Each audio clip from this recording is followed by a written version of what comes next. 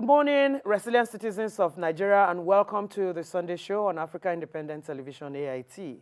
My name is Obia Ajuru Iwerumo. We appreciate the massive feedback we received from you following previous episodes of the show.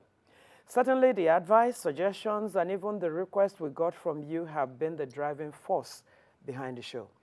Don't forget, we are here to address those issues that are integral to our well-being as a people and seek expert analysis and opinions on them with the aim of helping us make informed decisions. Having said that, join me as I welcome my co-anchor and my one and only dear colleague.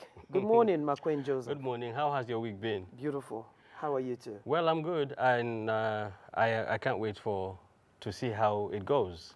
So well, welcome once again. Good morning, viewers.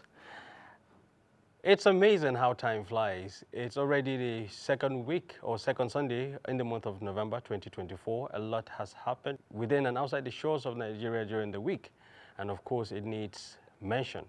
Just as United States citizens are witnessing a new era by election of Donald Trump as the 47th president of the United States, the Nigerian government was announcing the passing of the country's chief of army staff, late Lieutenant General Taurid Lagbaja. That is a sad one. And of course, all we have to say here is, may his soul rest in peace. May God console all that he left behind. Remember, there was also a shakeup of the Federal Executive Council under the President Bola Tinubu's administration. Some ministers were withdrawn, while some new persons appointed, screened, sworn into various ministries. Nigeria can only hope that the move will improve the well-being of the nation and its citizens as time progresses. It is only natural that changes occur from time to time. Well, that's right. Just like this show, we take you from one interesting and thought-provoking topic to another. Remember, we have had in the time past a conversation on kidnapping in Nigeria, and by popular demand, we shall take another look at the menace which has continued to militate against the Nigerian collective development and individual lives of citizens. This time around, we shall be engaging a well-grounded expert on security matters to dissect the topic once again. Before then, let's take a look at issues on the news during the week, as well as people's views on kidnapping. What you need to do is stay tuned and don't go nowhere.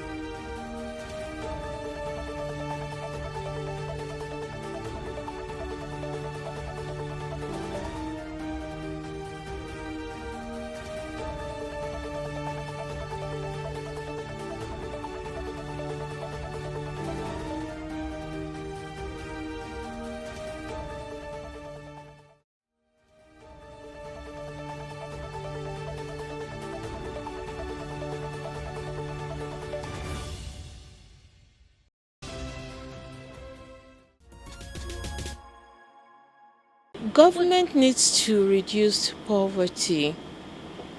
Kidnapping that you're seeing is happening now because of the abject poverty in the land. And until we're able to curtail this poverty, then the kidnapping will still be on the rise. And when I talk about poverty, I'm not just talking about food.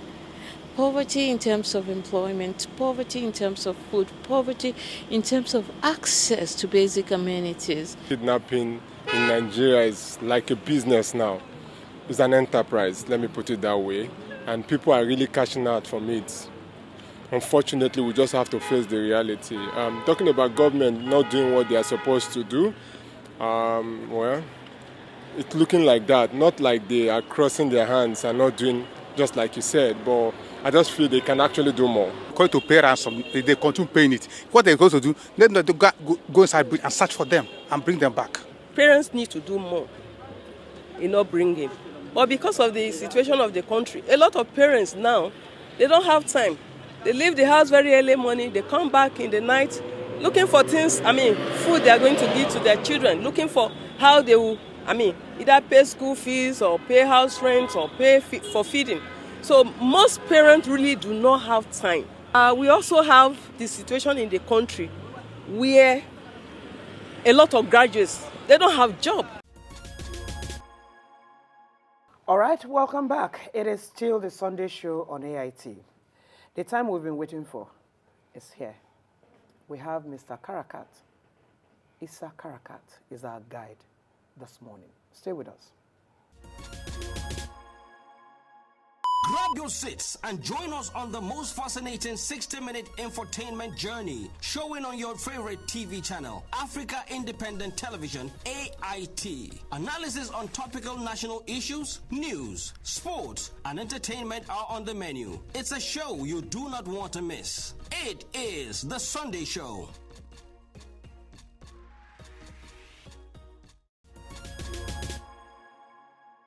It's still the Sunday show on Africa Independent Television, and we have our guest today to discuss or dissect the issue. Dissect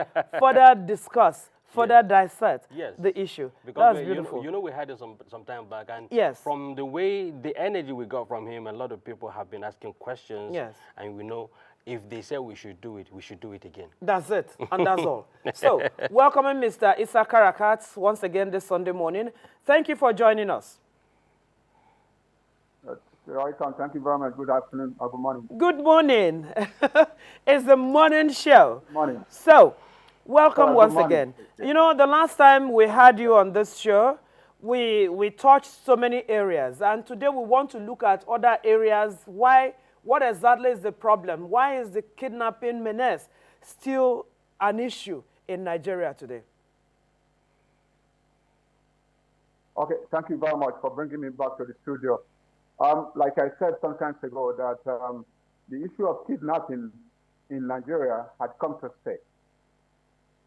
It is not what is going to go away. What we are going to have is how to mitigate it, how to reduce it. Because it is a crime being committed by the unknown. If just take, for example, when we have the issue of bandits and the issue of Boko Haram, we know where the presence of these very people. But we know where Boko Haram are, we know where the bandits are in some part of the country. But kidnapping, kidnappers, we don't really know them. Right. Everybody in Nigeria is a potential kidnapper. You can even get into a bus. That's a huge indictment. No, everybody. Because it is happening. We have people who are on the road to board a cab, going to their destination. At the end of the day, they ended up being kidnapped by the driver and the passenger. In Abuja here, we have incident of what we call one chance. Yeah? You never know. You are having a destination and somebody is passing to pick you. And that very person later takes you into bondage. You are now being kidnapped. So this is how difficult it is. You are at home. You don't know that even a member of your family, a member of our family, is planning our kidnapping. You are in the office. You don't know that a member of your worker, your staff, is planning your kidnapping. This is your driver is planning your kidnapping unaware to you. Terrible. Your domestic staff is planning your kidnapping unaware to you. Even our children are planning our kidnapping unaware to us. Our wives are planning our kidnapping unaware to us. So we are fighting the faceless enemy that we don't know. This is why it is very, very difficult to say it can go completely. It is until when somebody is caught before you know that this person is a kidnapper. And the kidnapper has taken a new wave. This is why it is so difficult to address. Because you don't know the faceless enemy, you don't know them. It could be our friends, our close ones, our relatives. All these days, the kind of incident that we are having, among people who are traveling, they ended up the entire bus is being kidnapped. I mean, passenger in the bus is being kidnapped. This is why it is very difficult to really address the issue to say that we can completely, digest this away from the society. As difficult as it This is where we are. As difficult as it is, Mr. Karakat, what other measures, Yes. because as much as the kidnappers are coming in with their means or devising other means to improve their trade, what are the other things the security agencies and security experts doing to also improve on how they can get to be tracking these particular people, as difficult as it is? Yeah, thank you very much for coming into this. That one, we discuss about issue of technology, right? That kidnappers are, when they kidnap their victims, they are using the technology communication to reach out to the relative of their victim. But let me tell you one thing. The last time we experienced this, because it is something that I had physically been involved with, they pick up your SIM card from your phone. They will go to, if one is being kidnapped, let's take for example, I'm being kidnapped here in Abuja here. This guy will take your SIM card away from here. They will go straight to somewhere like outskirts, the satellite town, to call the relative. Somewhere like maybe Kefi or Abaji or Lokoja. They will go there, call you. Then it will indicate that, oh, they are calling you from Lokoja, or they are calling you from Lagos. Then, not knowing that the victim is somewhere here in Abuja, then the moment they call you, they will leave that very location and go to another location. Tomorrow they are going to move to another location or another state to call. They are really making it very, very difficult for you to track them to say that this is where they are. Then whatever happens, it is still about technology. Because unless if we have real time, we have a situation where when you are calling, your appearance is showing on the device that you are calling from, then we'll be able to know that, yes, this very person was here at this very particular time. But how about if he moves away from that very place at that very time? Because they are not going to be stagnant at a place. They are going to be moving from one place to another. So our telecommunication companies were really willing to assist us in this very minute. But these very guys are always ahead, moving from one place to another because they don't want to be caught. But in the long run, it is your phone that they are using to call, not their own SIM. That is why it is difficult. If they are using their own SIM to call you, then they will be able to know who was this SIM registered for, who registered this very SIM. A situation where you are kidnapped and the kidnappers are using your own phone, your own SIM to communicate to your relative, it makes it a little bit Difficult. challenging. Yes, but even however, at that, Mr. Karakas, even at that, if they are using the victim's phone, that can also be traced, because unless if that phone or the line is not properly registered, right? yes, I just told you now that they use your phone. They are going to go from one location to another. We had an incident where a phone was used in Ondo State. The next evening, in the afternoon, they were in Ondo State. Then, in the evening, they were in Kogi State.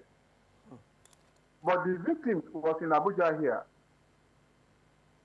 Right. If we are tracking, we are on your move, going to Ondo State at the very point where they call last. Then you will come to understand that they are no longer at that very. And they are going to give you another time before they will call again. Which means there is a reason or there is a need to improve on the telecommunication tracking system, if not, because at the end of the day, if tracking becomes really an issue, then there is the need to improve. Talking about the telecommunication industry to also improve in their ways, as much as the criminals are improving in their own means to try to escape all these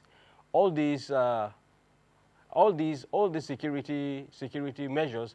The security companies and the talking about the telecommunication industry should also improve its own, because even if the criminals call from a certain location, and that location they move from that certain location, there should be a real-time tracking, and it will notice how they are moving from a particular location to another location, and they will be trapped and in the process. Yeah, you have just said it's not real time. Real time was able to identify where the kidnapper called from. Right. By the time they move to another direction, do you know the direction that they are moving to? That is the reason. That is the reason why I said it is important to improve in the telecommunication from the telecommunications industry, to improve. Let's say they made a call and the call has been recorded that this is the location they are calling from, and it is also important for that particular device to be monitored while the device is moving from a location to another location. That is the real time I'm actually talking about, sir. Yes, that is well understood. You know, this telecommunication industry and the security agency are working hand in hand. They are working as a partner, they are working as a stakeholder to address this, to mitigate this, to reduce this.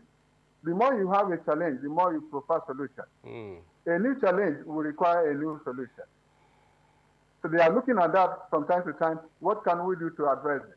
The very point where kidnappers are always caught, it is at the point of where ransom is about to be collected. Right. But where they are moving on, at a time when the police are getting closer to them, then they tend to move away from that very location. Then at some time, you put the life of the victims into danger, which is the security agent is always trying to avoid. Because the essence of what your operation is to achieve something. And that something is to, rescue the kidnapper victim. And if possible, arrest the kidnapper. The telecommunication company, and alongside with the security agencies, they are working hand in hand to see the new challenges that this kidnapping is posing every day. That is fantastic to note. Now, talking about the use of technology to curb the menace of kidnapping in Nigeria. First of all, let me ask, how can citizens as well help in preventing being kidnapped? Because we have to also, we need to know how we can help ourselves from this wickedness in our society. Yeah, you said, how can a victim help himself potential victim from being yes. Yeah, potential victim help themselves. You see, one thing is certain, that those who are planning for us knew that they are planning against us. One thing we normally advise people is this: the kind of life you live and the way of ostentation that we display, ostentation we display in an environment where there is high level of poverty, then everyone that come very close to you are looking at you that you are much more better than them. One, we have a security in our houses. We have our domestic staff in our houses that we don't profile before we engage them. That's a We key, don't a carry very out important part we of don't it. carry out due diligence before we engage anybody. It is when you will engage somebody, some people will come back and start doing background checks. Elsewhere in the world, before you are engaged, you provide your details.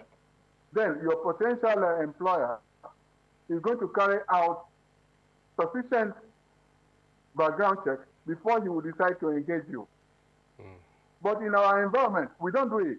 We had already engaged somebody before we say, oh, let's go and check his Which is too late. residential address. Let's check his guarantor. Let's check his proof of address. Certainly, if you allow somebody to come into your system, even if you discover at the end of the day that it's not employable, he has taken something away from your environment. It is better you don't even allow him to come closer to you, rather than allow him to come closer to you to know much detail about you before you now disengage him. And once you disengage him, it is difficult for him to go totally, completely. You get what I'm saying? Yes. Yeah? Yes. So, let us carry out due diligence. Let us be very watchful within an environment where we live. Let us be security conscious. When we see strangers on the street, let us identify who they are. We have people who come to our neighborhood these days, on our street these very days, who pretend to be, let me use this local name that they call Babambola, the scavengers on the street. Some of them are just out on intelligence, trying to know who comes into the street, trying to know who lives in AB, who lives in block ABC, house ABC. Some are even who pretend to be mentally imbalanced, but not knowing that they are on your street collecting information. So we need to be security conscious. Anybody we are engaging to provide services for you, try as much as possible to know this person much more better than before you engage him. Mr. Karakat, we have also seen situations where children plan the kidnap of their parents and parents also kidnap themselves. So, where do we go from here as we round off this talk this morning? That is how difficult it has become. That our wife, our husband are kidnapping each other. Our children are doing it. Our pastors and, I have had an incident where a pastor of this happened in Ondo State some years ago, and Ekiti State sometimes ago, where a pastor arranged his own kidnapping. And it also happened in Kaduna State, and in Jos as well. This is how difficult it has become.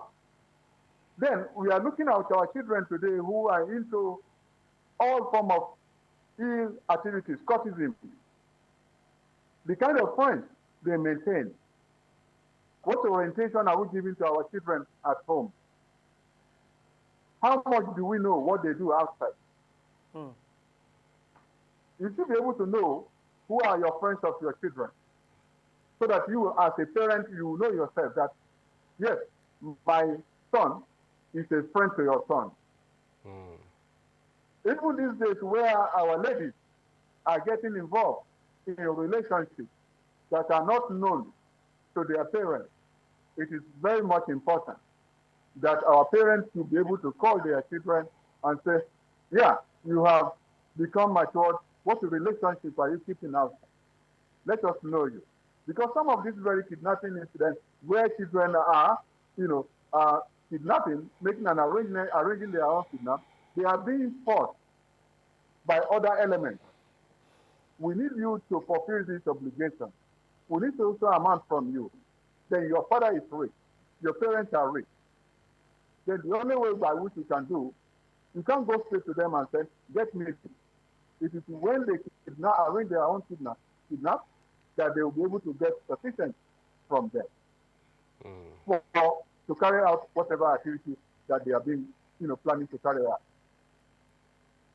So if we have to profile our domestic staff, how do we profile our immediate family members as well?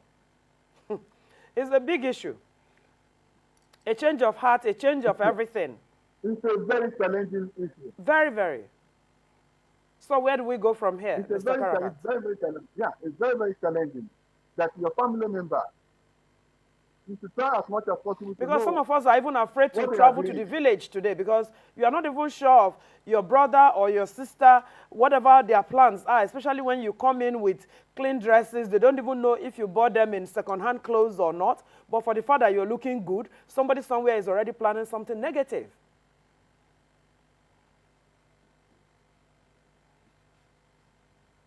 Are you still there?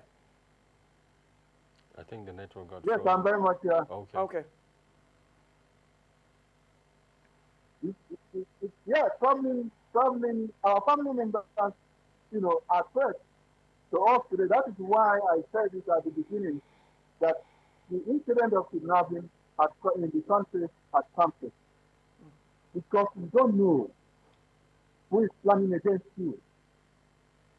The very close person, our brother, who felt that, no, you have not done enough for him. Not that you have not done at all. You just believe that, no, he needs something from you and you need to take it by force. Entitlement mentality. Entitlement mentality. That's it.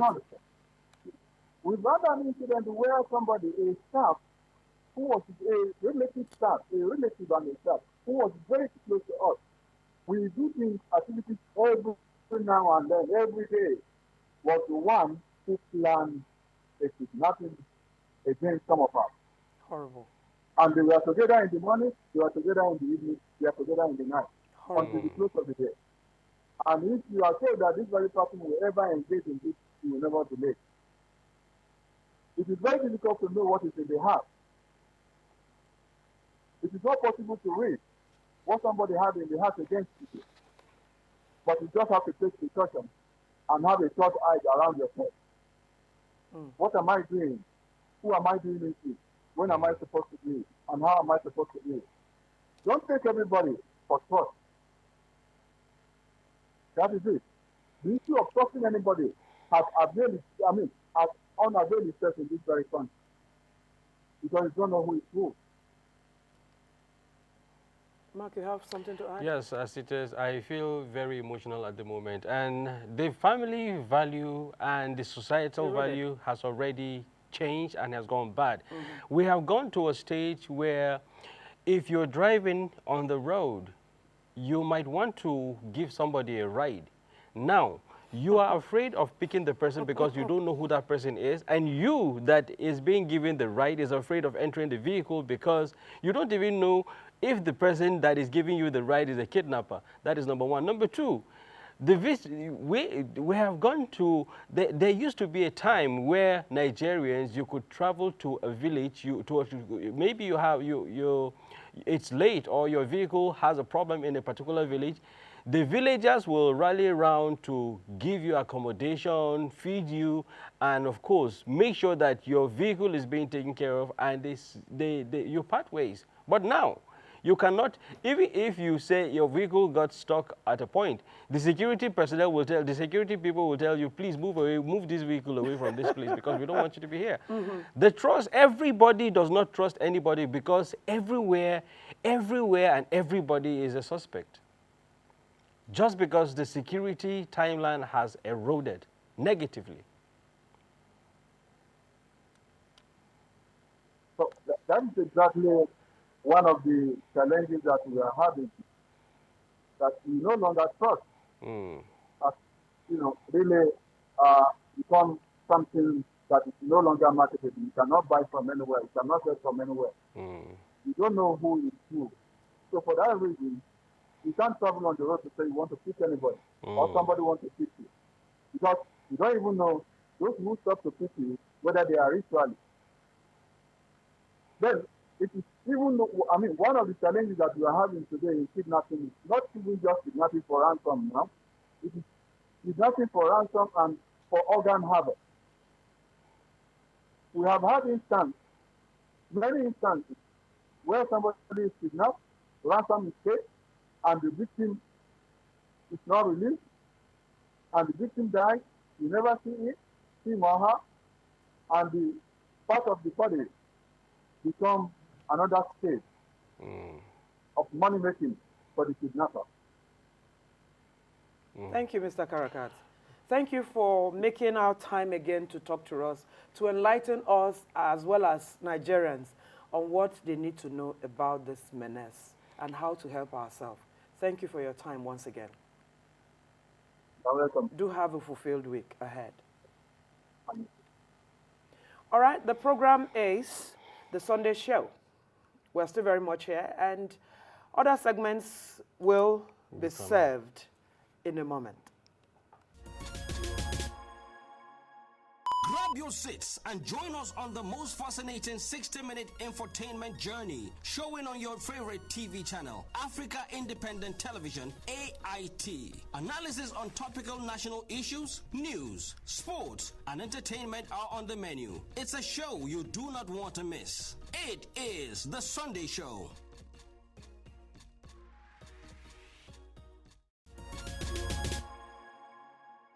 Wow. It's been a wonderful session with our guests, and are there areas that are yet to be addressed?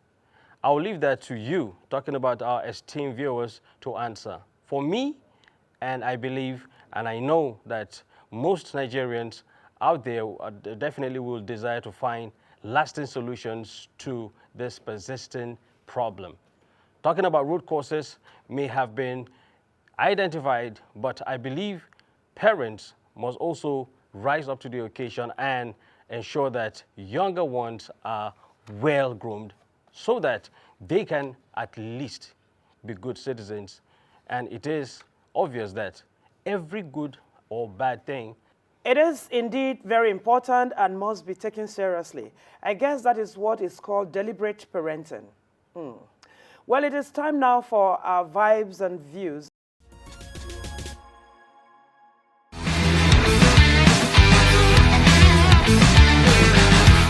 Hello and welcome to the Vibes and Views segment on the Sunday Show. My name is Anu Awojobi. You're welcome. It's been 13 years since the annual Africa International Film Festival, AFRIF, came into being with the aim of celebrating the diversity of African cinema and creativity to foster collaboration and the growth of Africa's movie industry. The 2024 edition, which kicked off Sunday, November 3rd in Lagos, was declared open by the state governor, Babajide Sanwo-Olu, and the Minister of Arts, Culture and Tourism, Annatu Musawa. Film producing industry in Africa, the biggest film producers in Africa, the biggest actors, and top of the brand of any form of movie in Africa. Welcome to Lagos. We're indeed happy that Lagos continues to remain home to all of you. We're happy that Lagos continues to provide the space, the opportunity that is abound. We have the second largest film industry in the world. A lot of people are interested in Nigerian content when it comes to film. So, to have a festival such as this that celebrates Nigerian films is very important because it encourages the industry itself. AFRIF, an initiative of Nigeria's entertainment executive, Chioma Ude, showcases Africa's cinematic brilliance, telling the true story of Africans. Not an easy task to sustain this kind of program for 13 years. Having said that, I also want to commend the entire creative in Nigeria, especially the entrepreneur in the creative industry. The creative industry, interestingly enough, is probably our answer to economic development and our answer to economic revival. It's important to be able to showcase the beauty of our creativity, especially in the film industry, to the world. AFRIF is a very big festival. It's projecting Africa, not only Nigeria, to the world. So globally they are recognized. And there are no two ways to success except hard work. You've got to go through the long, funny path. Recipient for everything you have done, not just in Lagos State, but for the entertainment industry and indeed for Africa and film.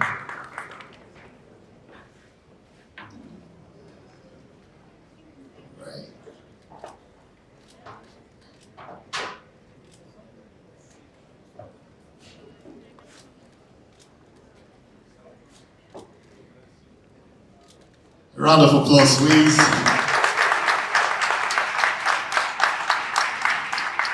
Thank you, Mr. Governor. And that's my package for you on the Vibes and Views segment on the Sunday show. My name is Anu Awojabi. Many thanks for watching.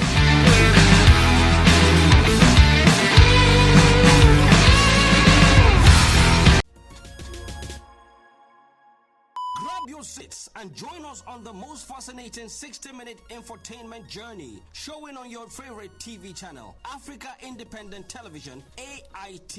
Analysis on topical national issues, news, sports, and entertainment are on the menu. It's a show you do not want to miss. It is The Sunday Show.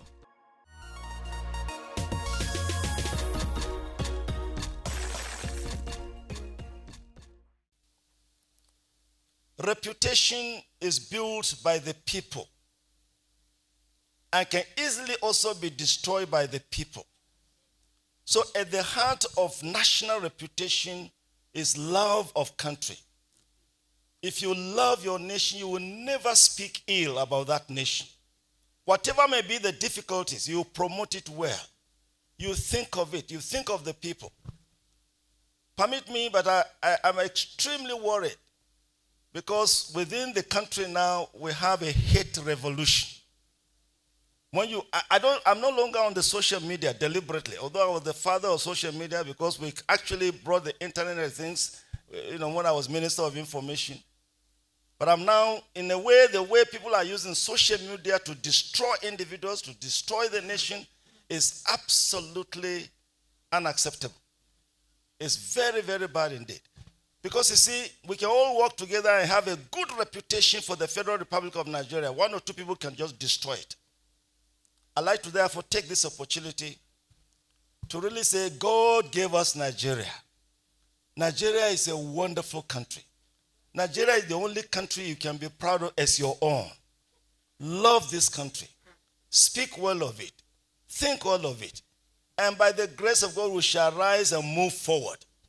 But to really hate your country is a very, very serious matter. And this program will not go anywhere if the people of Nigeria continue to do what we are doing now, destroying the very basis of our existence.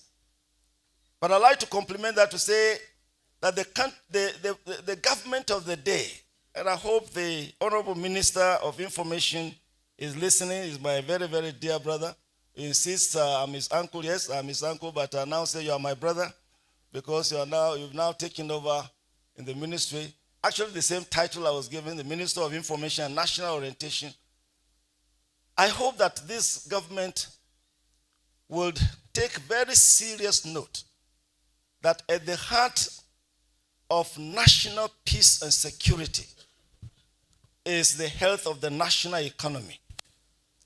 The people of Nigeria cannot be happy unless they can be assured of food on the table and security of their lives. Therefore, I believe during the Obasanjo, we faced this very, very difficult time. And yet in that administration, many of you remember the kind of inflow of resources that came into this country.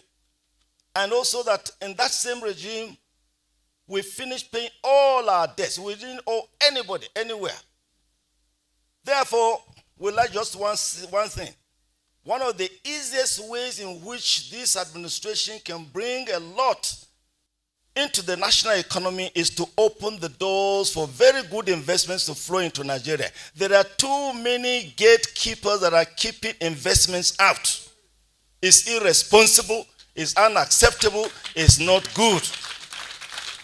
And therefore, let all those who have been given the responsibility of welcoming people to invest here to kindly do so and protect their investments, protect their funds. Part of our integrity and reputation will be that we are good people that can be trusted.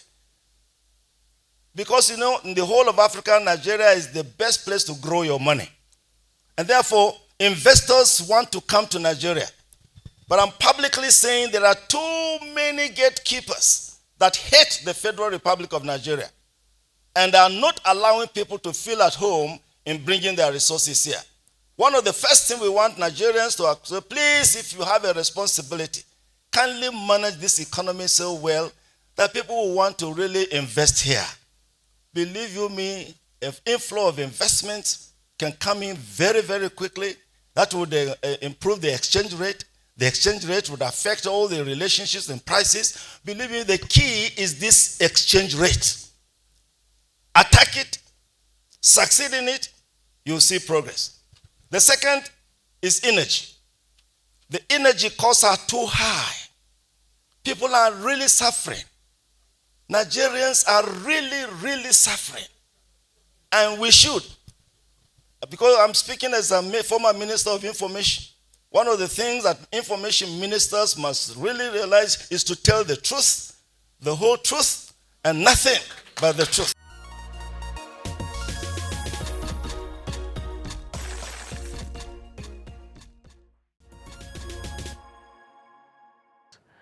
We are calling it a day on the show today. Please continue to interact with us on our social media platforms, and do not forget to join us same time next week on the show, same station, talking about AIT. Have a wonderful time and do have a blessed week.